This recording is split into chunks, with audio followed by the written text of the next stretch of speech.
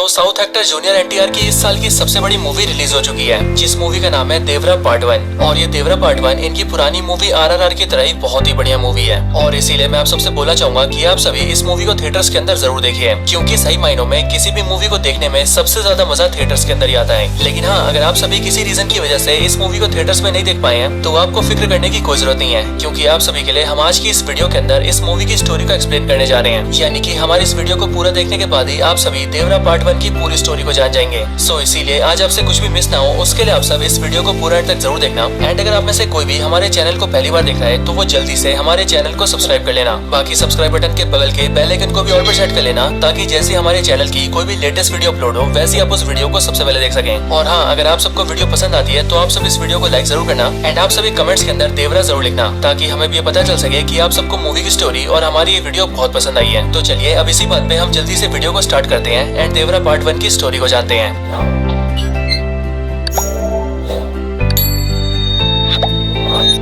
तो देवरा मूवी की स्टार्टिंग होती है मुंबई शहर से, जहाँ पर हम ये देखते हैं कि मुंबई शहर के पुलिस हेडक्वार्टर्स के अंदर एक मीटिंग चल रही होती है। इस पुलिस मीटिंग के अंदर एक मिनिस्टर सारे आईपीएस ऑफिसर्स के साथ मीटिंग कर रहा होता है और यहाँ पर ये मिनिस्टर सारे आईपीएस को ये बताता है कि हमारी कंट्री के अंदर दो बहुत बड़े टेररिस्ट हो चुके हैं और इन दोनों का नाम है दया और यति। और ये दोनों टेररिस्ट यानी कि दया और यति एक दूसरे के भाई हैं, जिनमें से दया बाहर रहता है और यति इंडिया के अंदर से ऑपरेट करता है। लेकिन इन्हीं दोनों को लेकर अभी हाल ही में ये इंटेलिजेंस मिली है कि इन दोनों को अभी हाल ही में अरब कंट्रीज से बहुत सारी फंडिंग मिली है एंड इसीलिए हमारे देश की इंटेलिजेंस ये कहती है कि ये दोनों आतंकवादी हमारे देश के अंदर इलीगल तरीके से बहुत सारे बम, मिसाइल्स, गन्स, बुलेट्स और ड्रग्स लेकर आने वाले हैं। हालांकि ये लोग ये सारा सामान इलीगली काफी टाइम से ला रहे हैं, लेकिन अब हमें ये खबर मिली है कि अब ये दोनों आतंकवादी ये सारा इलीगल सामान बहुत सारी मात्रा में लेकर आने वाले हैं। और फिर इसके लिए वो मिनिस्टर सारे आईपीएस ऑफिसर से कहता है कि हमें कुछ भी करके उन्हें रोकना ही होगा। अब इसके बाद ही इसी मीटिंग के अंदर ये फैसला किया जाता है कि पुलिस डिपार्टमेंट को जल्दी से जल्दी ये पता करना होगा कि आखिरकार ये सारा का सारा इलीगल कंसाइनमेंट इंडिया के अंदर आ कैसे रहा है। एंड फिर इसी चीज को देखने के लिए पूरा पुलिस डिपार्टमेंट मिलकर एक आईपीएस ऑफिसर को ये पूरा केस देते हैं। और वैसे इस ऑफिसर का हमें नाम तो नहीं बताया गया है, लेकिन ये ऑफिसर है साउथ एक्टर अजय। केस मिलने के बाद ही एक्टर अजय यानी कि आईपीएस ऑफिसर जल्दी से अपने ऑफिसर्स की टीम बनाता है एंड फिर वो जल्दी से अपने केस के ऊपर इन्वेस्टिगेशन स्टार्ट कर देता है। इन्वेस्टिगेशन के अंदर आईपीएस ऑफिसर को यति का एक आदमी मिलता है एंड फिर जब वो लोग उसे पकड़कर उसे टॉर्चर करते हैं तब वो आईपीएस ऑफिसर अजय के सामने इस बात को रिवील करता है कि वो आतंकवादी दया और यति के लिए काम करता है, लेकिन उसने 3 महीने से उन्हें देखा नहीं है। लेकिन यहीं पर ही आईपीएस अजय उससे पूछता है कि आखिरकार वो लोग इन सारे इलीगल सामान को इंडिया के अंदर लेकर कैसे आते हैं, क्योंकि जाहिर है जब भी वो लोग शिप से इंडिया के अंदर इस सामान को लाने की कोशिश करेंगे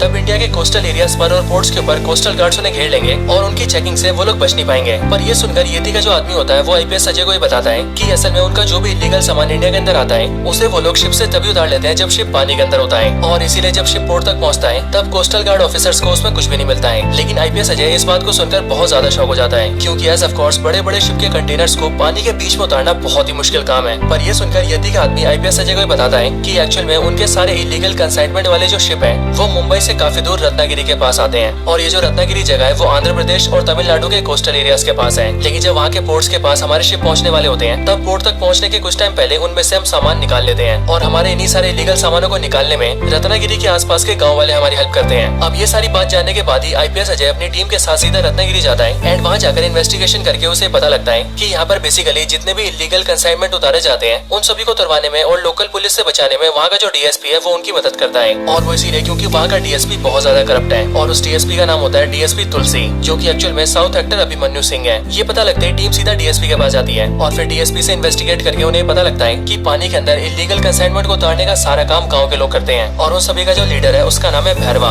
और दोस्तों ये भैरवा और कोई नहीं बल्कि एक्टर सैफ अली खान है, जिन्हें मूवी के अंदर काफी जगह भैरवा और काफी जगह भैरा भी कहा गया है, लेकिन हम इन्हें पूरी स्टोरी के अंदर भैरा ही कहेंगे। अब ये सब पता लगने के बाद ही आईपीएस अजय अपनी टीम के साथ सीधा भैरा के पास जाता है एंड वो उसे एक पुलिस की तरह नहीं बल्कि एक स्मगलर की तरह मिलता है, और वो भैरा से एक डील करते हुए उससे कहता है कि उसे भी शिप से अपना इलीगल सामान उतरवाना है, और इसीलिए वो चाहता है कि भैरा उसका काम करे, जिसके बदले में वो भैरा को बहुत सारे पैसे देगा। लेकिन यहाँ पर हम ये देखते हैं कि जैसी भैरा ऐसा सुनता है वैसी वो इस काम को करने से मना कर देता है एंड भैरा और उसके आदमी आईपीएस अजय से कहते हैं कि असल में उन्होंने ये सारा काम छोड़ दिया है। पर ये सुनकर आईपीएस अजय उन पर चिल्लाने लगता है और वो उसे कहता है कि उसे उसका काम करना ही होगा। पर फिर ये सुनकर भैरा उन सबको बहुत मारता है और उन सबको पीट पीट के वहाँ से भगा देता है। पिटने के बाद ही आईपीएस अजय अपनी टीम को लेकर गाँव के बाहर आ जाता है। और जब वो गाँव के बाहर एक समुद्री किनारे के पास आता है तब उसे वहाँ पर एक बूढ़ा आदमी मिलता है। इस बूढ़े आदमी का नाम होता है सिंगप्पा, जो कि होते हैं एक्टर प्रकाश राज। और इसीलिए जब यहाँ पर आईपीएस अजय सिंगप्पा से मिलता है तब वो उससे भैरा और उसके गाँव के बारे में पूछता है। एंड वो सिंगप्पा से पूछता है कि आखिर वो कौन सी वजह है जिस वजह से भैरा और उसके लोगों ने अब ये काम छोड़ दिया है। ये सुनकर सिंगप्पा आईपीएस अजय से कहता है कि इसके पीछे एक बहुत बड़ी कहानी है, लेकिन इस कहानी को सुनने से पहले तुम्हें हमारे इतिहास जानना होगा।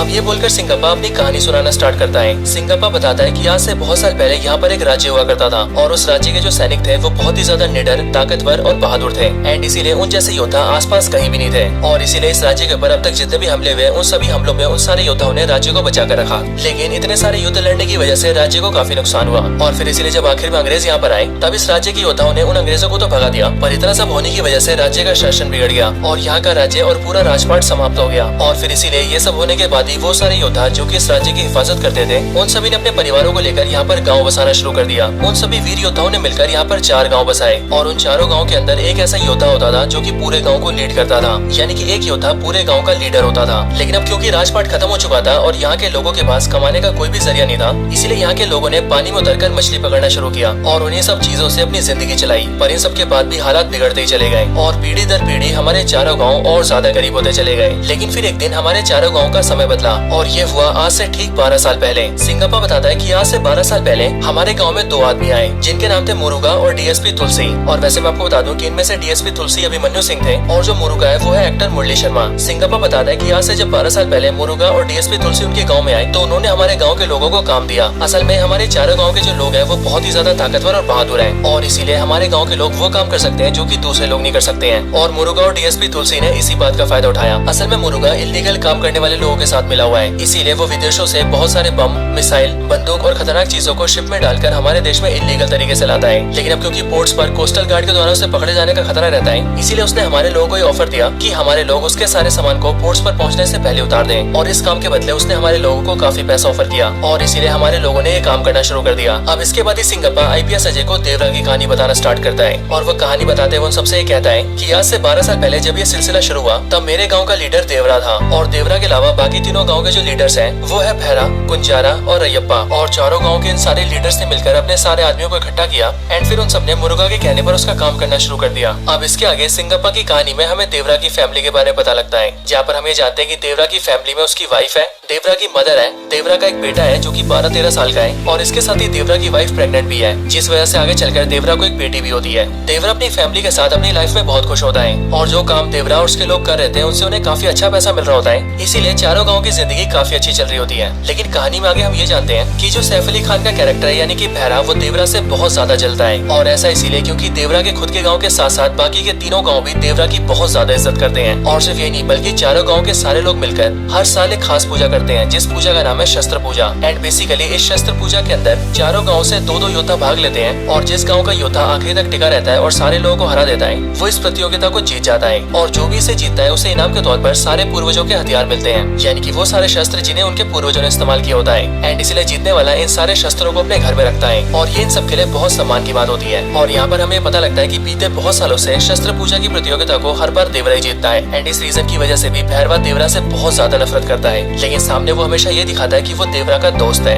अब इसके आगे हमें पता लगता है कि देवरा के गाँव में एक लड़का होता है जिसकी उम्र 15-16 साल होती है एंड ये लड़का बेसिकली पढ़ाई करने के लिए बाहर शहर में जाता है और अक्सर अपने गाँव से शहर के बीच बस से अप डाउन करता है। लेकिन एक दिन अचानक से जब वो शहर से पढ़ाई करके अपने गाँव आ रहा होता है तभी रास्ते में कुछ आतंकवादी उसके बस को घेर लेते हैं एंड उसके पूरे बस को बम से उड़ा देते हैं और फिर बस के अंदर जो भी लोग बचे होते हैं उन सबको गोलियों से मार देते हैं और फिर इसके बाद ही वो मरे हुए लोगों से सारे सामान का लूटपाट कर लेते हैं। अब जब इस लड़के की डेड बॉडी देवरा के गाँव पहुँचती है तब देवरा को ये देखकर बहुत बड़ा धक्का लगता है और वो इसीलिए क्योंकि जो बच्चा मरा होता है उसके पिता पहले से ही मर चुके होते हैं एंड इसलिए ये बात देवरा को बहुत ज्यादा दुखी करती है। लेकिन फिर इसके बाद ही देवरा और बाकी